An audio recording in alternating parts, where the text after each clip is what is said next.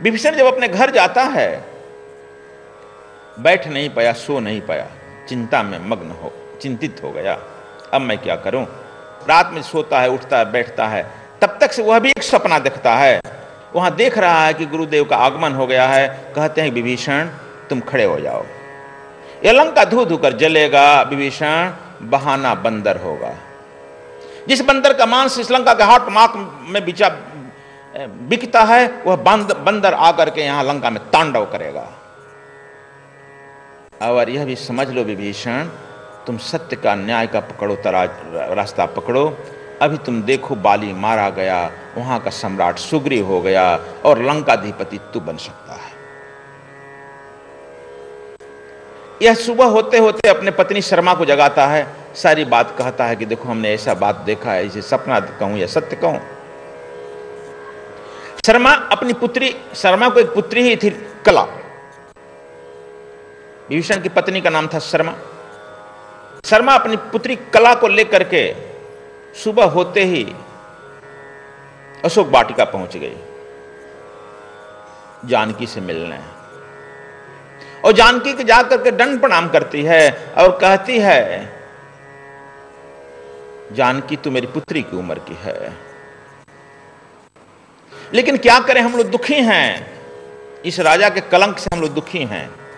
लेकिन एक बात हम तुमसे कहने आए हैं कि हमारे पति यहां के जो राज भी हैं, गृह मंत्री भी हैं, और तुम्हारे सुरक्षा में जाने अनजाने मेरे यहां पर 10 से लगभग 20 सैनिक खड़े हैं।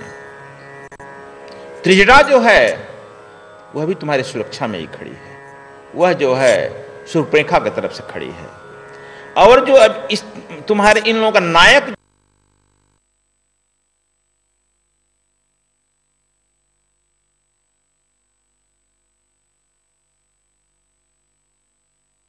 एक आदमी है, तुम्हारे सुरक्षा के इर्द गिर्द 10 खड़े हैं। जो कुछ विभीषण का है, तो कोई त्रिजटा का है, शूर्पणखा का है, तो कोई मदोदरी का है। तुम पर पैनी निगाहें हैं, रावण तुम्हारा कुछ बिगाड़ नहीं सकता है, इसे तुम भूल कर हथियार मत डालना। और रावण का नाश निश्चित। और यहां भी सद्विप समाज का काम तेजी से लंका में हो रहा है। सारे सद्विप्र जो है लंका में आग भड़काने पर लगे हुए। यह बात आप लोग शायद किसी और रामायण में नहीं सुना होगा, अंतपुर की कथा, व्यथा। तब इधर रावण जब सोचता है कि बहन को क्यों ना हम अश्वद्वीप भेज दें। एक दूसरा टापू था जहां इसका था, हमारी बहन जो है उच्छृंखल रहना जानती है और यह मुक्त रहना जानती है, इसलिए इसे अश्वद्वीप भेज दिया जाए, अन्यथा गृह कलह बढ़ेगा। रावण यह भी निर्णय लेता है अकेले। इसके बाद हम लोग देखते हैं कि पुनः लंका की सड़कों पर चर्चा शुरू होने लगी है। आज तक लंकापति जितनी भी लोक से विदेश से औरतें लाए हैं, इनकी वासना का शिकार बनी है। यह जो औरत आई है, सीता की चर्चा लंका की सड़कों पर होने लगी है। यह जो सीता आई है, या तो नागिन की तरह या तो फुफकारती है, या तो दुर्गा की तरह ललकारती है। और यह तो दुर्गा नागिन बन के ऐसी आ गई कि इसे गृह में कलह हो गया है। रावण का अस्तित्व खतरे में पड़ गया है। यह आम बात लोगों में यह चर्चा होने लगा है, और यह चर्चा बड़ा गंभीर हो गया है। इस बीच हम लोग अब देखते हैं हनुमान का उद्यम 4 महीना हो गया, वर्षा काल समाप्त हो रहा है, लेकिन सुग्रीव समाचार नहीं पूछा। जबकि वो पहले कहा था, आप लोगों को बताया, अब प्रभु कृपा करहूं यही भांति, सब तज भजन करहूं दिन राति। वह इतने काम के दलदल में फंस गया, वासना के दलदल में फंस गया कि इधर सूरत भी नहीं ला रहा है। और किसी भी भक्त को जब दीक्षा दी जाती है, मैं बोल चुका था, जब उसके मूलाधार चक्र कंपित होता है तो सबसे पहले उसकी जो है काम वासना भड़कती है, तो उसे बिल्कुल गुरु के सानिध्य में रहना श्रेयकर होता है। लेकिन यह नहीं किया, यह उसके साथ उल्टा हुआ। अब यहाँ जो है फटिक शिला है, फटिक शिला गए हैं आप लोग? चित्रकूट में स्फटिक शिला है, स्फटिक नाम है। कर्नाटका में वो फटिक शिला है। जहाँ भगवान राम 4 महीना वर्षा काल में निवास किए हैं।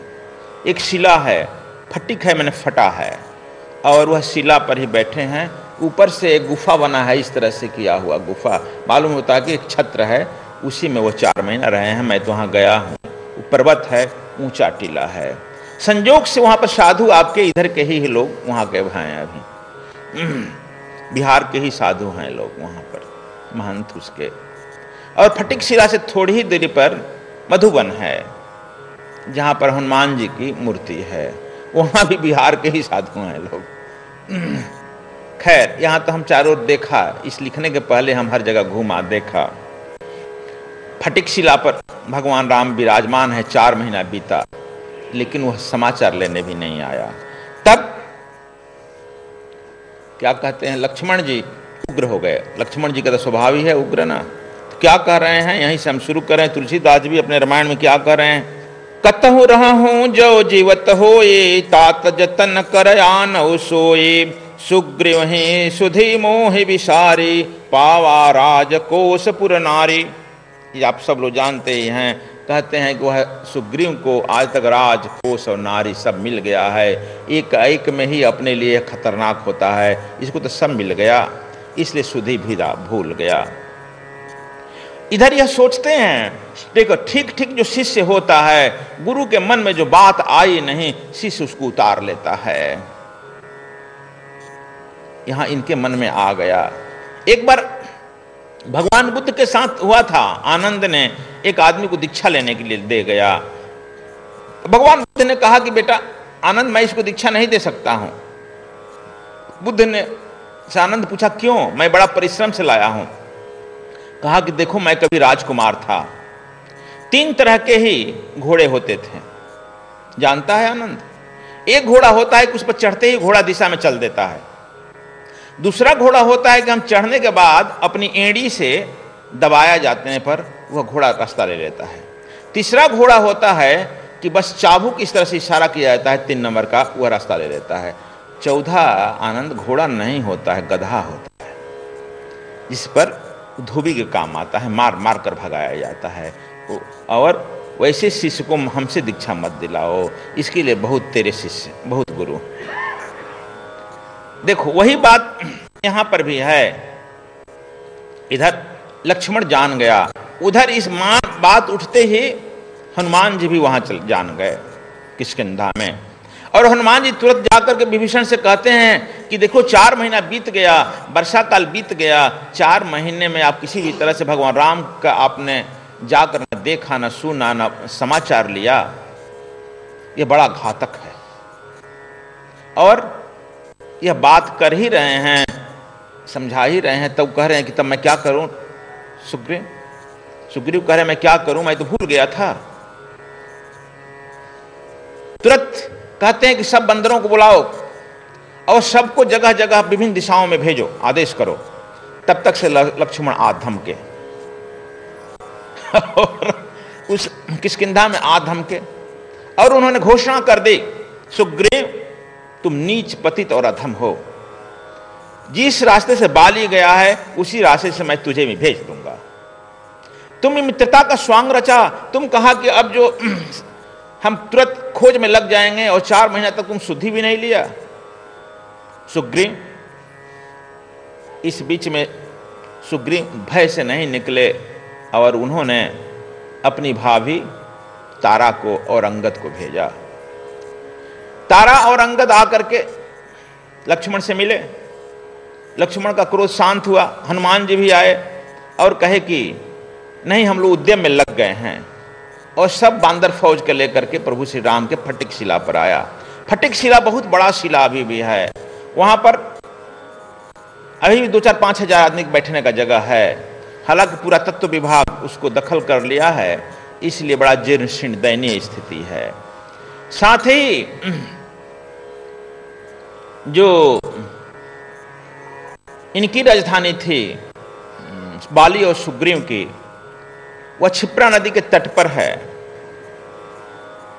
और वहां पर हम लोग दुखद घटना है, वह बड़ी उजाड़ खंड पड़ा है, और वहां पर मुसलमानों के मस्जिद बन रहे हैं, मुसलमानों के बहुत सारे कब्र बन रहे हैं। यह और यहाँ के भारत के कोई साधु सन्यासी या किसी की भी अभी उधर ध्यान नहीं करे जा रही। हम लोग देखकर बड़ा दुखी हुए।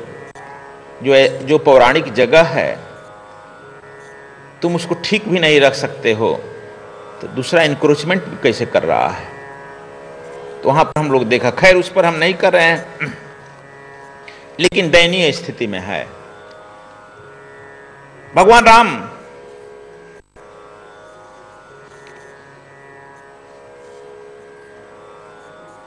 के यहां पहुंचे और इन लोगों के सब हुआ कि 15 दिन का टाइम दिया गया है। 15 दिन में सभी लोग बंदर आ जाए यहां और इन लोगों को जगह जगह भेज दिया जाए। यह जो आप लोग रामायण जानते हैं उसको हम नहीं, उस प्रसंग की ज्यादा चर्चाएं हम नहीं करते हैं। आप लोग जानते ही हो, इसलिए उसको पुनरावृत्ति नहीं करना चाहते हैं। जब सभी लोग आ गए और राम सबको सब दिशाओं में भेज दिया गया, लेकिन अंगद को, जामवंत को, हनुमान को और कुछ गणमान्य लोगों को दक्षिण दिशा में लंका की तरफ भेजा गया। भगवान राम हनुमान को ही अपना प्रिय समझ करके अपनी अंगूठी मुद्रिका दिए। तुम जानकी से मिलना तो यह मुद्रिका अपना परिचय में देना। और मुद्रिका एक टेस्ट भी था, जो मैं बताया कि औरतों को थोड़ा सोने के प्रति आकर्षण रह जाता है। सीता को सोने के प्रति आकर्षण था, इसलिए स्वर्ण मृग उन्होंने चुना और स्वर्ण मृग जो है सोने के लंका तक पहुंचाया। इसलिए भगवान टेस्ट लेना चाहते थे, यह सोने का मुद्रिका ले जाओ और सोने की मुद्रिका के प्रति यदि उसका अभी भी लगाव होगा तब तो हमारी अभी कोई जरूरत नहीं होगी ना। सोना तो सोने के लंका तक पहुंचा ही देगा। इसलिए भी सोने की मुद्रिका उन्होंने दिया कि सोना से क्यों ना मैं भी टेस्ट कर लूं। यह जब लेकर चले, रास्ते में बड़ा कष्ट हुआ खाने पीने का। खैर एक जगह लोग देख रहे हैं कि बीवर गुफा, यह थोड़ा ध्यान समझने वाला है कि बीवर गुफा से कोई पक्षियां निकल रही है और उस गुफा में हनुमान जी इंगित किए कि हम लोग चले, वहां कुछ खाने पीने को मिल सकता है, जल पीने को जल और खाने को।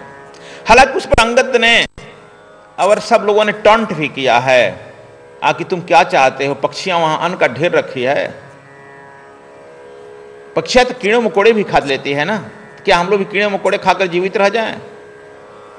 तुम कहते हो पुरुषार्थ करो, यहां पर क्या पुरुषार्थ करें? ये जो बबुल के पेड़ हैं इनको आम बना दें?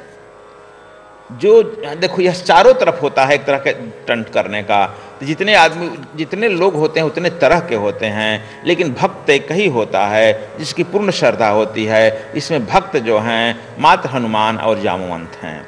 इसलिए हनुमान जी की समर्थन जामवंत कह रहे हैं कि नहीं, हनुमान जी जो कह रहे हैं उधर चलो। हनुमान जी धीरे धीरे उस बीबर में बढ़ते हैं जिधर से पक्षियां आ रही थी और अपना आगे चल रहे हैं, सबको अपना हाथ एक दूसरे को पकड़ कर जा रहे हैं। जहाँ एक मोड़ पड़ता है और मोड़ पड़ने के बाद कुछ प्रकाश दिखाई पड़ता है, आगे बढ़ते हैं तो देखते हैं कि एक मंदिर भी है और वहाँ तालाब भी है, सुंदर जल स्वच्छ है और बहुत वृक्ष जो है फल फूल से नदे हैं। उस औरत से जब बात करते हैं तो वह कहती है कि मेरा नाम स्वयं प्रभा है, आप लोग प्रभु के काम से निकले हैं, इसलिए यहाँ विश्राम कीजिए, फल फूल खाइए और पानी पीजिए। ये लोग सब खा करके संतुष्ट हो जाते हैं, कहते हैं कि हे भाई हनुमान, आप प्रभु के काम से निकले हो, आप जाना चाहते हो, तुम देखो मैं यहाँ से जानकी के यहाँ तो नहीं भेज सकती हूँ, लेकिन समुद्र तट पर मैं भेज देती हूँ, वहाँ से मैं देख रही हूँ कि जानकी लंका में है।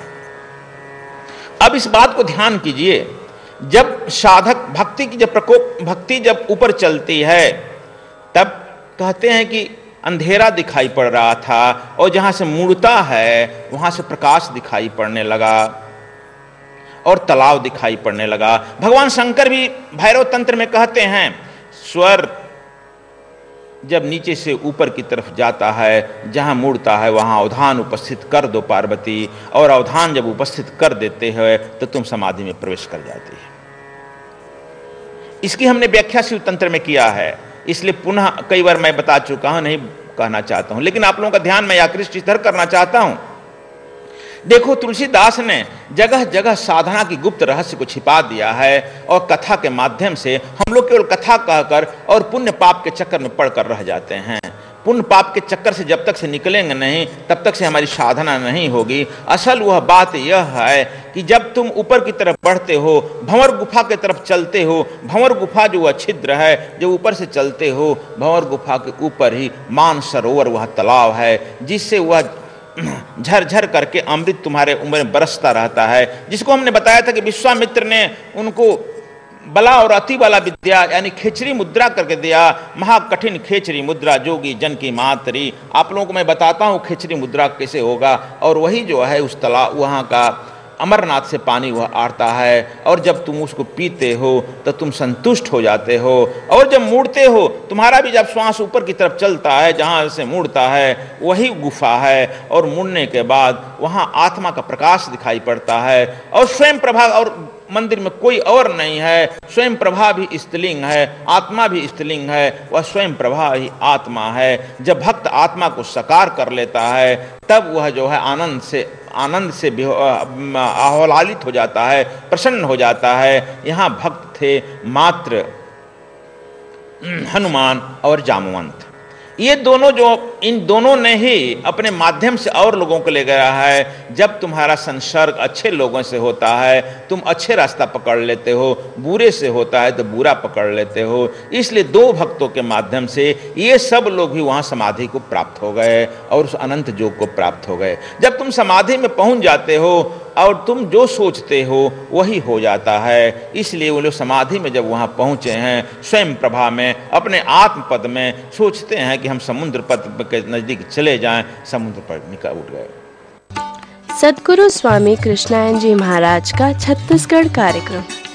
सद्गुरु स्वामी कृष्णायन जी महाराज दिनांक 15 से 17 फरवरी 2015 तक छत्तीसगढ़ में उपस्थित रहेंगे।